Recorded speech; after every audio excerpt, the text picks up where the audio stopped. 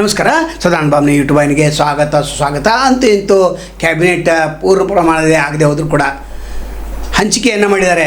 ಯಾರ್ಯಾರಿಗೆ ಯಾವ ಹಂಚಿಕೆ ಮಾಡಿದರೆ ಕಾದು ನೋಡೋದಾದರೆ ಇಲ್ಲಿ ಪ್ರಮುಖರಿಗೆ ಪ್ರಮುಖ ಖಾತೆಯನ್ನು ಕೊಟ್ಟಿದ್ದಾರೆ. ಅದರ ರಾಮಲಿಂಗಾರೆಡ್ಡಿ ಅವರು ತಕರಾರು ತೆಗೆದರು.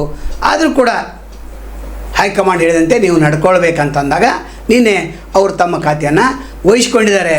ಇಲ್ಲಿ ಕ್ಯಾಬಿನೆಟ್ ಡಿ ಕೆ ಶಿವಕುಮಾರ್ದಿದ್ದರೂ ಕೂಡ ಇದು ಹಳೆಯ ಕ್ಯಾಬಿನೆಟ್ ಇದ್ದಂತಿದೆ. ಅಂದರೆ ಸಿದ್ದರಾಮಯ್ಯ ಅವರ ಕ್ಯಾಬಿನೆಟ್ ಇದ್ದಂತೆ ಇದೆ. ಇಲ್ಲಿ ಕೇವಲ ಇಬ್ಬರು ಮಾತ್ರ ಹೊಸಾಗಿದ್ದಾರೆ. ಬೈರತಿ ಸುರೇಶ್ ಅವ್ರು ಸಾರಿಗೆ ಕೊಟ್ಟಿದ್ದಾರೆ, ಕೊನೆಯ ಕ್ಷಣದಲ್ಲಿ ಇವರು ಸೇರ್ಪಡೆಯಾಗಿದೆ. ನಂತರ ಸಿದ್ದರಾಮಯ್ಯ ಅವರ ಮಗನಿಗೆ ಕೂಡ ಒಂದು ಹೊಸ ಮುಖ ಅಂತ ಹೇಳ್ಬೋದು. ಎಲ್ಲ ಹಳೆ ಮುಖಗಳು. ಅದಕ್ಕೆ ಆರ್ ಅಶೋಕ್ ಅವ್ರು ಹೇಳ್ತಾರೆ, ಬಿ ಜೆ ಪಿಯ ಮುಖಂಡ ಆರ್ ಅಶೋಕ್ ಹೇಳ್ತಾರೆ, ಇವರು ವಿಧಾನಸಭೆಯ ವಿರೋಧ ಪಕ್ಷ ನಾಯಕ. ಅವ್ರು ಹೇಳ್ತಾರೆ ಎಲ್ಲ ರಿಮೋಟ್ ಕಂಟ್ರೋಲ್ ಸಿದ್ದರಾಮಯ್ಯ ಅವ್ರ ಕಡೆ ಇದೆ.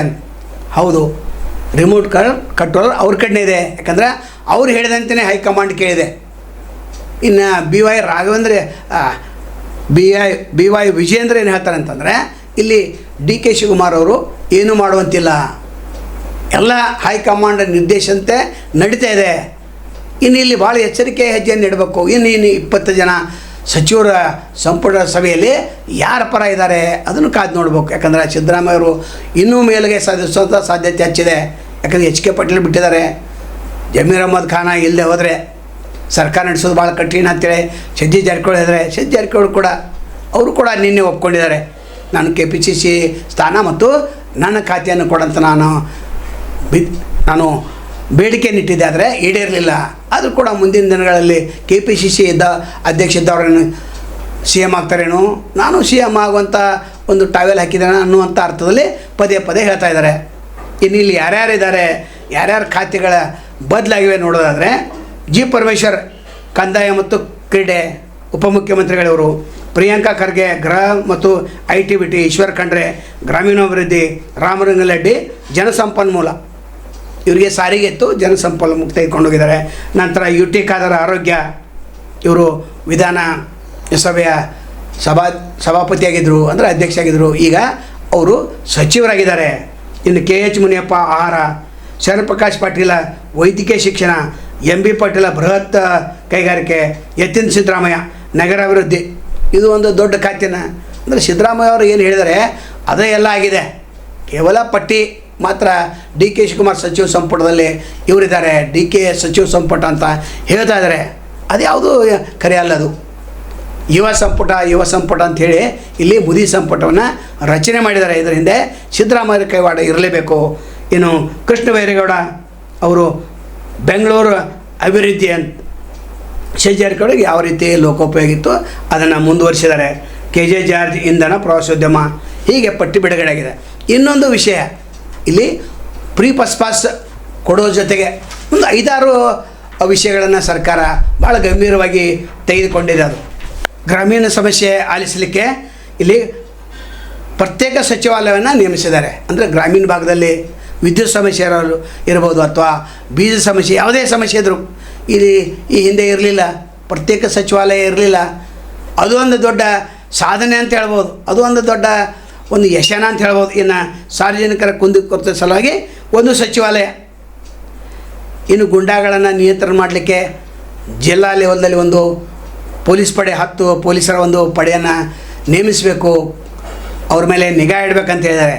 ನಾವು ಮುಖ್ಯಮಂತ್ರಿ ಕೇಳ್ತೇವೆ, ಮೊದಲು ಬೆಂಗಳೂರಿನ ರಿಯಲ್ ಎಸ್ಟೇಟ್ ಮೇಲೆ ನಿಯಂತ್ರಣ ಸಾಧಿಸಿ, ಅಲ್ಲೇ ಗುಂಡಾಗಳು ಹೆಚ್ಚು, ಅಲ್ಲೇ ಅಕ್ರಮ ಚಟುವಟಿಕೆ ಹೆಚ್ಚು, ಅದನ್ನು ನಿಯಂತ್ರಣ ಮಾಡಿ ನಂತರ ಗ್ರಾಮೀಣ ಭಾಗದ ಬಗ್ಗೆ ನೀವು ವಿಚಾರ ಮಾಡ್ಬೋದು. ಹೆಚ್ಚಾಗಿ ಅಲ್ಲೇ ಗುಂಡಾಪಡೆ ಹೆಚ್ಚಿದೆ, ಎಲ್ಲ ರಿಯಲ್ ಎಸ್ಟೇಟದಲ್ಲಿ ಇದ್ದಾರೆ. ತಮಗೂ ಎಲ್ಲ ಸಂಪೂರ್ಣವಾದಂಥ ಮಾಹಿತಿ ಕೊಡೆ. ಇನ್ನು ಪ್ರೀ ಪಾಸ್ ವಿದ್ಯಾರ್ಥಿಗಳೇನು ಕೊಟ್ಟದ್ದು ಅದು ಭಾಳ ಯೋಗ್ಯವಾದದ್ದು. ಇನ್ನು ಸ್ಮಾರ್ಟ್ ಕಾರ್ಡ್ ಕೊಡ್ತೇವೆ ಅಂತ ಹೇಳಿದರೆ ಶಕ್ತಿ ಯೋಜನೆಗೆ, ಅದು ಸ್ಮಾರ್ಟ್ ಕಾರ್ಡ್ ಬೇಗನೆ ನೀವು ಬಗೆಹರಿಸಿರಿ ಅಂತಂದರೆ ಮಹಿಳೆಯರು 120 ಕೋಟಿ ಹಣ ಪ್ರತಿ ವರ್ಷ ಉಳಿತಿದೆ. ಅಂದರೆ ಸ್ಮಾರ್ಟ್ ಕಾರ್ಡ್ ಶ್ರೀಮಂತರು ಕೂಡ ಪಡಿತಾ ಇದ್ದಾರೆ. ಅದಕ್ಕೊಂದು ಮಾನದಂಡವನ್ನು ರಚನೆ ಮಾಡಿ ಅಲ್ಲಿ ಕೂಡ ಸ್ಮಾರ್ಟ್ ಕಾರ್ಡ್ ಯೋಜನೆ ನಾವು ಕೊಡ್ತೇವೆ ಅಂಥೇಳಿ ರಾಮಲಿಂಗಾರೆಡ್ಡಿ ಹಿಂದೆ ಹೇಳಿದರು. ಇದೇ ತಿಂಗಳಲ್ಲಿ ಕೊಡ್ತೇವೆ ಅಂತ ಹೇಳಿದರು, ಇನ್ನೂ ಕೊಟ್ಟಿಲ್ಲ. ಇನ್ನು 3-4 ತಿಂಗಳ ಒಳಗೆ ಅದು ಕೂಡ ಸ್ಮಾರ್ಟ್ ಕಾರ್ಡ್ ಕೊಟ್ಟರೆ ಅಲ್ಲಿ ಕೂಡ 120 ಕೋಟಿಯಿಂದ 150 ಕೋಟಿ ಉಳಿತದೆ.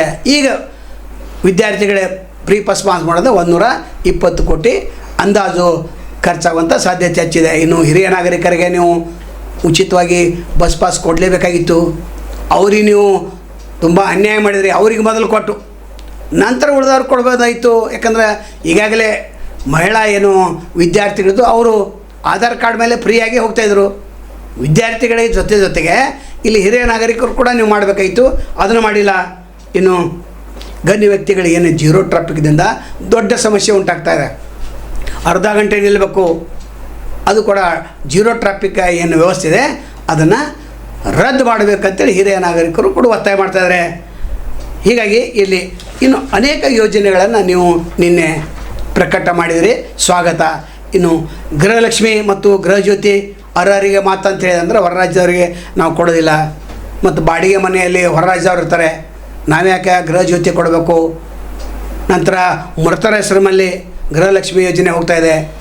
ಕೋಟ್ಯಾಂತರ ರೂಪಾಯಿ ನಮಗೆ ಸರ್ಕಾರಕ್ಕೆ ನಷ್ಟ ಆಗ್ತಾಯಿದೆ ಅಂತೇಳಿ ಒಂದು ಅಂದಾಜು ಮಾಡಿ ಅದನ್ನು ನಾವು ಕಾಗದ ಪತ್ರಗಳನ್ನು ಮತ್ತೆ ಸಲ್ಲಿಸಲಿಕ್ಕೆ ನಾವು ಕೇಳಿಕೊಳ್ತೇವೆ ಅಂತೇಳಿ ಹೇಳಿದ್ದಾರೆ. ಇನ್ನು ಗೃಹಜ್ಯೋತಿಯಲ್ಲಿ 1.24 ಕೋಟಿ ಗ್ರಾಹಕರಿದ್ದಾರೆ. ಗೃಹಜ್ಯೋತಿಯಲ್ಲಿ 1.64 ಕೋಟಿ ಫಲಾನುಭವಿಗಳಿದ್ದಾರೆ. ಇನ್ನು ಕೆಲವರು ಹೊರ ರಾಜ್ಯದವರು ಕೂಡ ಇಲ್ಲಿದ್ದಾರೆ ಅಂತ ಒಂದು ಸಂಶಯ. ಹೀಗಾಗಿ ಇಲ್ಲಿ ಪರಿಷ್ಕರಣೆ ಏನು ಮಾಡೋದಿಲ್ಲ, ನಂತರ ಪುನರೇನು ಪರಿಶೀಲನೆ ಮಾಡೋದಿಲ್ಲ, ನಾವು ಕಾಗದ ಪತ್ರಗಳನ್ನ ಮಾಡ್ತೀವಿ. ಯಾಕಂದರೆ ಗೃಹಜ್ಯೋತಿಯಲ್ಲಿ ಸಾಕಷ್ಟು ಜನ ಒಬ್ಬರೇ ಮಾಲೀಕರು 7 ರಿಂದ 8 ಮೀಟರ್ ತೆಗೆದುಕೊಂಡಿದ್ದಾರೆ, ಅವ್ರಿಗೂ ಕೂಡ ಸಬ್ಸಿಡಿ ಹೋಗ್ತಾಯಿದೆ. ಅದನ್ನು ನಾವು ಪ್ರತ್ಯೇಕವಾಗಿ ಒಂದು ತಂಡವನ್ನು ರಚನೆ ಮಾಡಿ ಬೇಗನೆ ಸಮಸ್ಯೆಯನ್ನು ಬಗೆಹರಿಸ್ತೇವೆ ಅಂತ ಹೇಳಿದ್ದಾರೆ. ಇನ್ನು ಜನರಲ್ ಟ್ಯಾಕ್ಸನ್ನು ಉಳಿಸ್ಬೇಕಂತ ಒಂದು ವಿಚಾರ ಮಾಡಿದ್ದಾರೆ, ಅದು ಕೂಡ ಮತ್ತು ಒಳ್ಳೆಯ ನಿರ್ಣಯ ಅಂತ ಹೇಳ್ಬೋದು. ಈ ಸರ್ಕಾರ ಈಗಲಾದರೂ ಎಚ್ಚೆತ್ತುಕೊಂಡು ಇಲ್ಲಿ ಲೋಪದೋಷಗಳು ಏನು ಸಾಕಷ್ಟಿವೆ ಅದನ್ನು ತಡೆಗಟ್ಟಬೇಕು. ಏನು ಗ್ಯಾರಂಟಿ ಯುವನಿಧಿ ಅದು ಸರಿಯಾಗಿ ಮುಟ್ತಾ ಇಲ್ಲ ಅಂತ ಒಂದು ಆರೋಪನೂ ಇದೆ. ಇನ್ನು 5 kg ಅಕ್ಕಿ ಬದಲಾಗಿ ಇಂದಿರಾ ಕ್ಯಾಂಟೀನ್ ಇಂದಿರಾ ಕಿಟ್ ಕೊಡ್ತೀವಿ ಅಂತ ಹೇಳಿದ್ರಿ, ಅದು ಕೂಡ ಕೊಟ್ಟಿಲ್ಲ. ಏಪ್ರಿಲ್ ಮೇದಲ್ಲಿ ಬರಬೇಕಾಗಿತ್ತು, ಜೂನ್ ತಿಂಗಳು ಬಂತು. ಅಲ್ಲಿ ಅಕ್ಕಿ ಮತ್ತು ಸೂರ್ಯಕಾಂತಿ ಎಣ್ಣೆ ಏನಿದೆ ಅದಕ್ಕೆ ಟೆಂಡರ್ ಸಹಿತ ಕರೀಲಿಕ್ಕೆ ಹೋದರೆ ಸರ್ಕಾರ ಬರ್ತಾ ಇಲ್ಲ. ಯಾಕಂತಂದರೆ ಇಲ್ಲಿ ಅಸ್ತವ್ಯಸ್ತ ಆಡಳಿತಿದೆ. ನಾವೇನಾದರೂ ಟೆಂಡರ್ ಪಡೆದರೆ ಹಣ ಬಿಡುಗಡೆ ಆಗದೆ ಹೋದರೆ, ಯಾಕಂದರೆ ಅಭಿವೃದ್ಧಿಗಾಗಿ ಹಣ ಸಾಲ್ತಾ ಇಲ್ಲ ಅನ್ನುವಂಥ ಆರೋಪ ಇದೆ. ಒಟ್ಟಾರೆ ಇಂದಿರಾ ಕಿಟ್ ಸಮಸ್ಯೆ ಕೂಡ ಬಗೆಹರಿಬೇಕು. ಇನ್ನು ಅರ್ಹರನ್ನು ಪತ್ತೆ ಮಾಡೋದು ಹೇಗೆ ಅಂತೇಳಿ ಒಂದು ಮಾನದಂಡವನ್ನು ರಚಿಸಿದ್ದಾರೆ. ಯಾರು ಗೃಹಲಕ್ಷ್ಮಿ ಮತ್ತು ಗೃಹಜ್ಯೋತಿ ಅರ್ಹರಿದ್ದಾರೆ ಅವರು ಇದನ್ನು ಗಮನಿಸಬೇಕು. ಆಧಾರ್ KYC ಗೃಹಲಕ್ಷ್ಮಿ ಫಲಾನುಭವಿಗಳ ಆಧಾರ್ KYC ಕಡ್ಡಾಯವಾಗಿ ಅಪ್ಡೇಟ್ ಮಾಡಬೇಕಾಗ್ತದೆ. ಇನ್ನು ಎರಡನೇದು ದಾಖಲೆಗಳ ಮರುಸಂಗ್ರಹ, ಅಂದರೆ ಇನ್ನೊಮ್ಮೆ ದಾಖಲೆಗಳನ್ನು ಕೊಡಬೇಕಾಗುತ್ತೆ. ಫಲಾನುಭವಿಗಳ ಬ್ಯಾಂಕ್ ಖಾತೆ ಮತ್ತು ಮೊಬೈಲ್ ಸಂಖ್ಯೆಗಳ ಮತ್ತೊಮ್ಮೆ ಪರಿಶೀಲಿಸಲಾಗುವುದು ಅಂತ ಹೇಳಿದ್ದಾರೆ. ಇನ್ನು ಮೂರನೇದು ಮಾಲೀಕತ್ವ ವಿವರ, ಗೃಹಜ್ಯೋತಿ ಯೋಜನೆ ಪಡೆದುಕೊಂಡು ಮನೆಗಳ ಮಾಲೀಕರ ಸಂಪೂರ್ಣ ಮಾಹಿತಿ ಕಲೆ ಹಾಕುವುದು. ನಂತರ ನಾಲ್ಕನೇದು ಬಾಡಿಗೆದಾರ ಪತ್ತೆ, ಬಾಡಿಗೆ ಮನೆಯಲ್ಲಿ ವಾಸವಿರುವ ಫಲಾನುಭವಿಗಳು ಮೂಲತಃ ಯಾವ ರಾಜ್ಯದವರೆಂಬ ಮಾಹಿತಿ ಸಂಗ್ರಹಿಸುವುದು. ಅಂದರೆ ಹೊರ ರಾಜ್ಯದವ್ರಿಗೆ ನಾವು ಕೊಡೋದಿಲ್ಲ, ಇದೇ ರಾಜ್ಯದಲ್ಲಿದ್ದರೆ ನಾವು ಕೊಡ್ತೇವೆ ಅಂತ ಹೇಳಿದ್ದಾರೆ. ಇನ್ನು ಕೊನೆಯದಾಗಿ ಉದ್ದೇಶಿತ ತಪಾಸಣೆ, ಗೃಹ ಬಳಕೆಯ ವಿದ್ಯುತ್ ಸಂಪರ್ಕ ಪಡೆದು ಅನ್ಯ ವಾಣಿಜ್ಯ ಉದ್ದೇಶಕ್ಕೆ ಬಳಸುವುದನ್ನು ಪತ್ತೆ ಹಚ್ಚೋದು. ಅಂದರೆ ಈಗ ಗೃಹ ಬಳಕೆಗೆ ತೆಗೆದುಕೊಂಡಿದರೆ ಕೆಲವು ಜನ ವಾಣಿಜ್ಯ ಬಳಕೆಗೆ ಉಪಯೋಗ ಮಾಡ್ತಾರೆ ವಿದ್ಯುತ್ತನ್ನು ಅಂತ.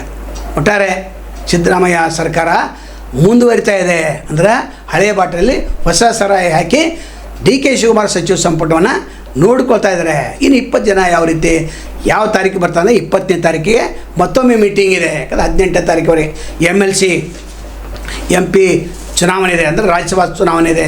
ಅಲ್ಲಿ 3 ಜನರನ್ನು ಆಯ್ಕೆ ಮಾಡಿದ್ದಾರೆ ಈಗಾಗಲೇ ಸರ್ಕಾರದವರು, ಮಲ್ಲಿಕಾರ್ಜುನ್ ಖರ್ಗೆ ಮತ್ತು ಮನ್ಸೂರ್ ಅಲಿ ಖಾನ್ ಅಂತ. 3ನೇ ಅಭ್ಯರ್ಥಿಯಾಗಿ AICC ಮಾಧ್ಯಮ ಪ್ರಚಾರ ಸಮಿತಿ ಅಧ್ಯಕ್ಷ ಪವನ್ ಖೇರಾ ನಾಮಪತ್ರ ಸಲ್ಲಿಸಿದ್ದಾರೆ. ಇವು ಹೊರಗಿನವರು ಇಬ್ಬರು. ಹಾಗಾಗಿ ಇವ್ರು ಯಾಕೆ ಬೇಕಾಗಿತ್ತಿಲ್ಲಿ? ನಮ್ಮ ರಾಜ್ಯದವರು ಕೊಡಬೇಕಾಗಿತ್ತು. ಅಂಜಲಿ ನಿಂಬಾಳ್ಕರ್ ಅವರು ಬೇಡಿಕೆಯನ್ನು ಇಟ್ಟಿದ್ದರು. ಇನ್ನು ಪವನ್ ಖೇರಾ ಅವ್ರು ಯಾರು? AICC ಮಾಧ್ಯಮ ಸಲಹೆಗಾರ. ಕಾಂಗ್ರೆಸ್ ಪಕ್ಷ ಇಡೋದು ಇಲ್ಲೇ, ಇವ್ರು ಏನು ಮಾತಾಡೋದಿಲ್ಲ. ರಾಜ್ಯಸಭೆಯಲ್ಲಿ ಮಾತಾಡೋರು ಬೇಕು, ಪ್ರಶ್ನೆ ಕೇಳೋರು ಬೇಕು. ಒಟ್ಟಾರೆ ಈ ಪ್ರಕರಣ ಯಾವ ಹಂತಕ್ಕೆ ಬಂದು ಮುಟ್ತೈತೆ ಕಾದು ನೋಡೋಣ. ನಾಳೆ ಮತ್ತು ತಮ್ಮನ್ನು ಭೇಟಿ ಆಗ್ತೇವೆ. ಅಲ್ಲಿವರೆಗೆ ಶುಭವಾಗಲಿ. ನಮಸ್ಕಾರ.